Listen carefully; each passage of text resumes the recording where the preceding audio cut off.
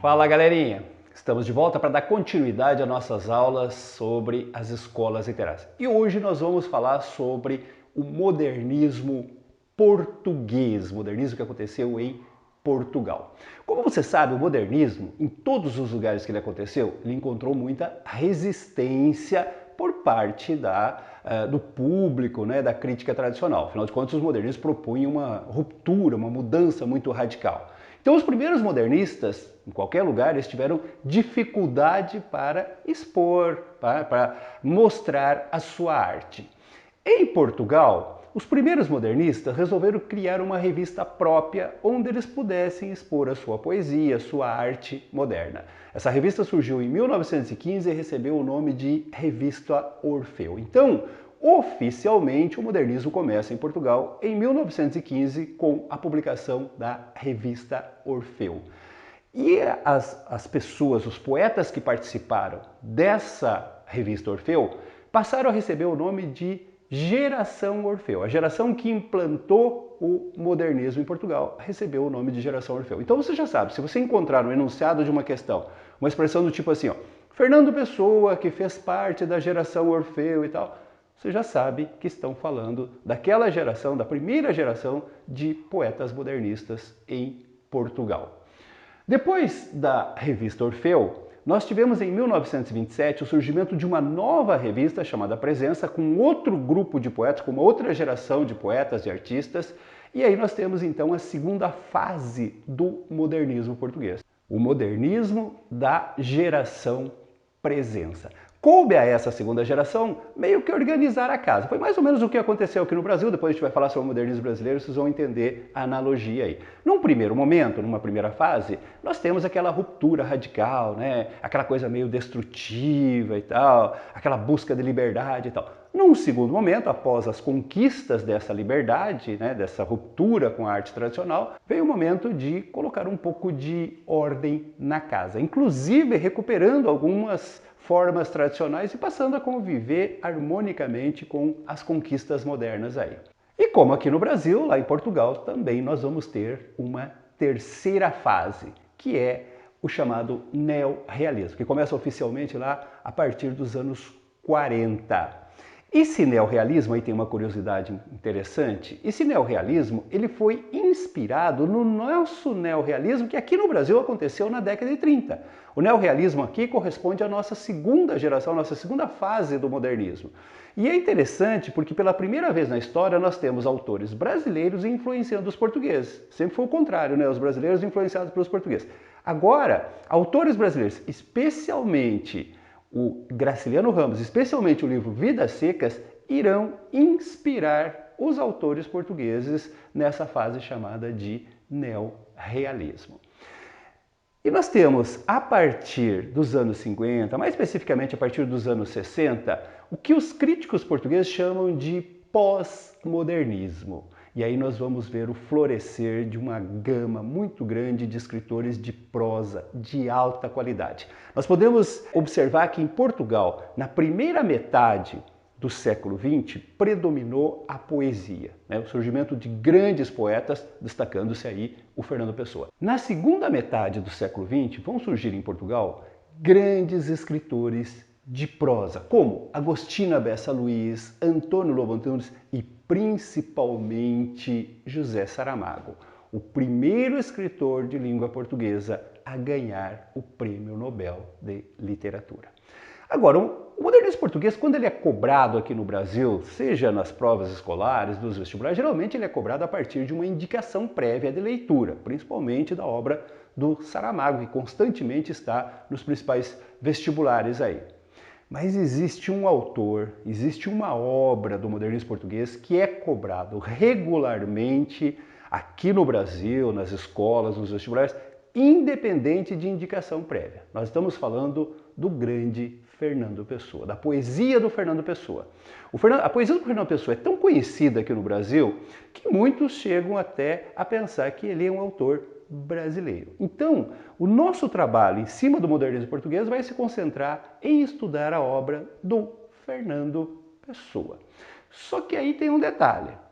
O Fernando Pessoa são vários poetas ao mesmo tempo. O Fernando Pessoa tem um fenômeno chamado heteronímia, em que ele se multiplica em vários poetas. Então, quando a gente estuda a obra do Fernando Pessoa, nós temos que estudar a poesia que ele assina como sendo dele mesmo, poesia que a gente chama de ortônima, ou simplesmente poesia ele mesmo, né? Fernando Pessoa ele mesmo.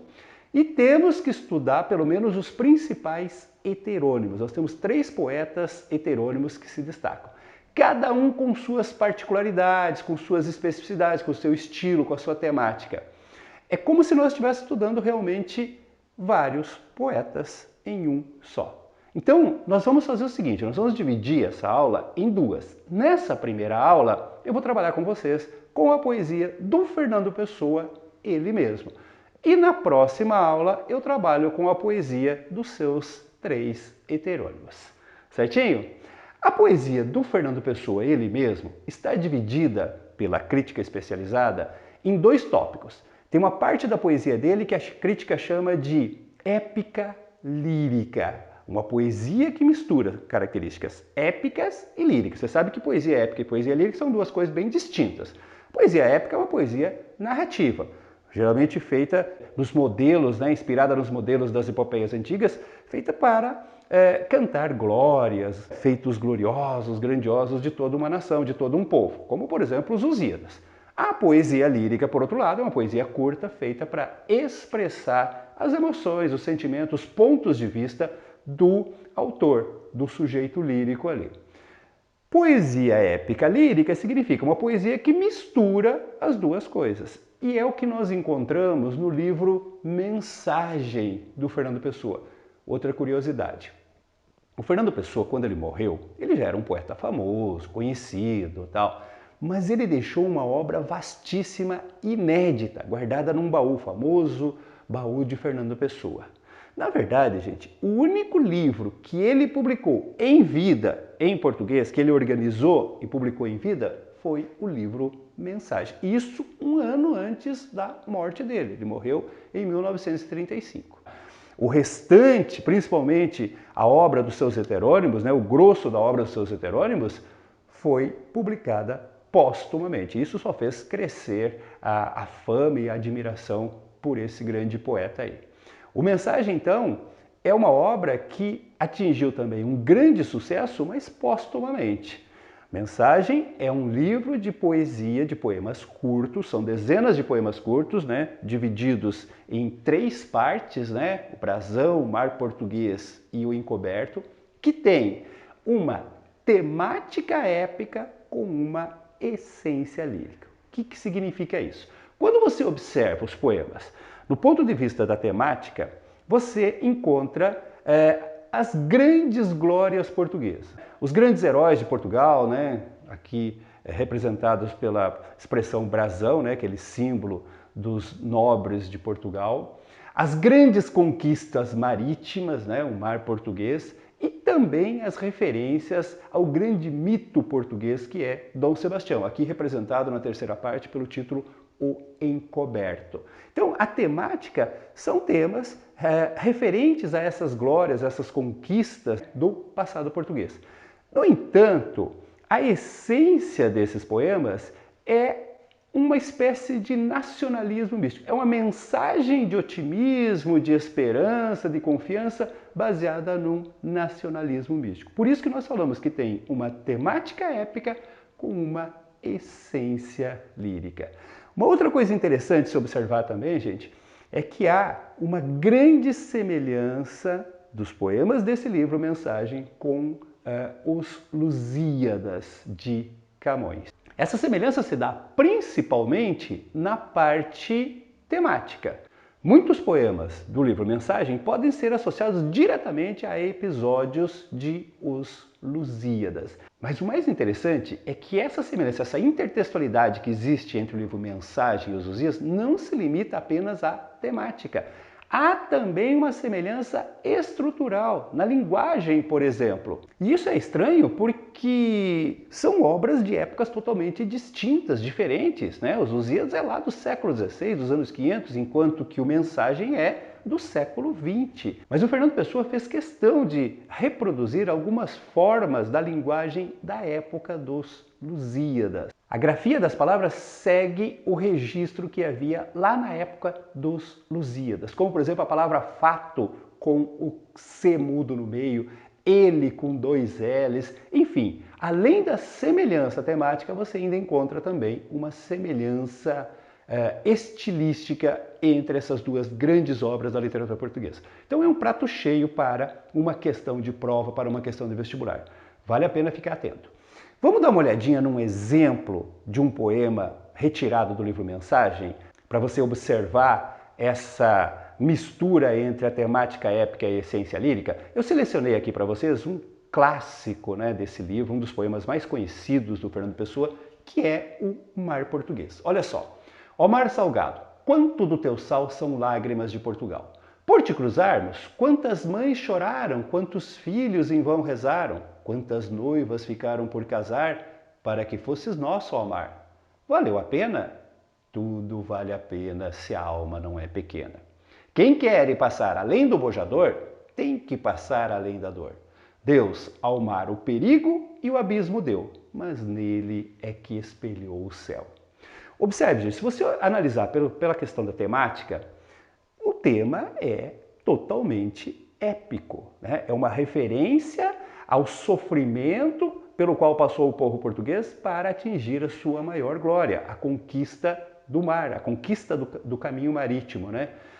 E como ele diz, né? Ó mar salgado, quanto do teu sal são lágrimas de Portugal. Quantas mães choraram, quantas noivas ficaram por casar, quantos filhos perderam os pais nessa empreitada grandiosa. Então a temática é totalmente épica, mas a essência, a mensagem que o poema traz é totalmente lírica e aparece principalmente nessa frase que já é um clássico, né? Valeu a pena? Tudo vale a pena se a alma não é pequena. É uma frase que se extrapolou para a vida das pessoas comuns. Sempre que você tem um desafio muito grande para atingir um objetivo, a frase serve. Vale a pena? E a resposta é sempre a mesma. Sempre vale a pena quando a alma não é pequena. Entenda a alma como sonho, como objetivo. Se o seu sonho, se o seu objetivo for grande o suficiente, ele passa por cima de qualquer dificuldade, de qualquer obstáculo. Sempre valerá a pena. E é essa mensagem que está sendo dita ao povo português ao referir-se a todo esse sofrimento, né, que os portugueses passaram para conquistar o mar. E no final também, ó, outra mensagem lírica. Quem quer passar além do bojador, bojador na época era o limite conhecido pelas navegações. Além do bojador era o perigo, o desconhecido. E aí ele diz, quem quer passar além do bojador tem que passar além da dor, tem que ir além da dor. Porque no mar existe o perigo e o abismo, mas nele é que está espelhado o céu. Então, se você quer chegar mais perto do céu, você tem que enfrentar o perigo, você tem que enfrentar o abismo. É uma mensagem que traz uma essência lírica não só para o povo português, mas para qualquer pessoa que leia esse poema. Tá? Você pode optar por não enfrentar o perigo, só que aí você não vai chegar perto do céu. Então é disso que eu estou falando. Existe um poema aqui que tem uma temática, um assunto épico, mas que traduz uma mensagem lírica, uma mensagem de otimismo, de esperança, de confiança.